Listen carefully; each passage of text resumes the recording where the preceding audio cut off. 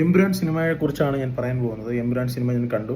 Empuraan cinema കണ്ടത് വളരെ വലിയൊരു പ്രതീക്ഷയോട് കൂടിയാണ്. ആദ്യമല്ല ഇതൊരു ചെറിയ പടമെന്ന് പറഞ്ഞിട്ട് പിന്നെ കാണിക്കുന്നത് ഒരു 5 ദിവസം മുന്നേ ഇവർ ഓടുന്നതാണ്. ലൈക്ക പ്രൊഡക്ഷൻസ് ഇതിൽ നിന്ന് മാറിയതിന് സ്ട്രോങ് റീസൺസ് ഈ പടം നിങ്ങൾ കാണുമ്പോൾ നിങ്ങൾക്ക് മനസ്സിലാവും. പൃഥ്വിരാജിൻ്റെ അമ്മ കൊടുത്തിരുന്ന ഒരു ഇൻ്റർവ്യൂവിനകത്ത് പൃഥ്വിരാജിൻ്റെ അമ്മ പറയുന്നുണ്ട്, എത്ര ചോദിച്ചിട്ടും അവർ അതിനകത്ത് ആരാണെന്നുള്ളത് പറയാൻ പറ്റില്ല. അതിനകത്ത് ആരും ഇല്ല പറയാൻ. അതാണ് അവർ പറയാത്തത്. പക്ഷേ സ്വന്തം അമ്മയെങ്കിലും പറ്റിക്കാതിരിക്കായിരുന്നു അവർക്ക്. പക്ഷേ ഇതൊരു ആവറേജ് മൂവി മാത്രമാണ്. ഇതൊരു ആവറേജ് മൂവി ആവാൻ കാരണം ഇതിനൊരു സ്റ്റോറിക്ക് ഒരു സ്ട്രെങ്ത് ഇല്ലാത്തതുകൊണ്ടാണ്. നമ്മൾ നോക്കുവാണെങ്കിൽ ഈ സ്റ്റോറിക്ക് തുടക്കത്തിൽ നല്ലൊരു സ്ട്രെങ്ത് ഉണ്ട്. ഇതിന് ഗ്രാഫ് പോകുന്നത് തുടക്കത്തിൽ ഭയങ്കര പീക്കി കൊണ്ടുപോയിട്ട് പിന്നെ നോക്കുമ്പോഴത്തേന് ഗ്രാഫ് താന്ന് ആ ക്യാരക്ടറിന് തന്നെ ഒട്ടും പവർ ഇല്ലാത്ത രീതിയിൽ കൊണ്ട് എൻഡ് ചെയ്യുന്നു. പലപ്പോഴും നമുക്ക് ഫീൽ ചെയ്യുന്നത് മോഹൻലാലിൻ്റെ സ്റ്റീഫൻ എന്ന് പറയുന്ന റോളിന് ഭയങ്കര പവറാണ് ഇതിനകത്ത്.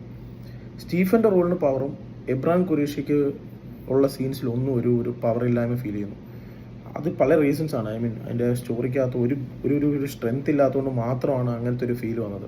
പല ഇൻ്റർവ്യൂസിനകത്തും ഇവർ പറഞ്ഞ ഒരു കാര്യങ്ങളും വിശ്വസിക്കാൻ പറ്റില്ല. ഇത് ജസ്റ്റ് ഒരു ധ്യാൻ ശ്രീനിവാസനെക്കാട്ടിലും അപ്പുറത്തെ ലെവൽ തള്ളിയിട്ടാണ് ആൾക്കാർ കയറിയിട്ടുള്ളത്. നമുക്ക് ഒരിക്കലും ഒരു KGF ബാഹുബലിയായിട്ടൊന്നും കമ്പയർ ചെയ്യാൻ പറ്റത്തില്ല. KGF 2 ഒക്കെ എന്ന് പറയുന്നത് പേഴ്സണലി നല്ല രീതിയിലുള്ളൊരു സ്റ്റോറി ഗ്രിപ്പ് ഉണ്ടായിരുന്നു. ഇതിന് അങ്ങനെ ഒരു കാര്യമില്ല. ആസ് എ ഫാൻ പല സീൻസും നമുക്ക് ഇഷ്ടപ്പെടുന്ന സീനുണ്ട്. ഇൻ്റർവെൽ സീനൊക്കെ ഗംഭീരമാണ്.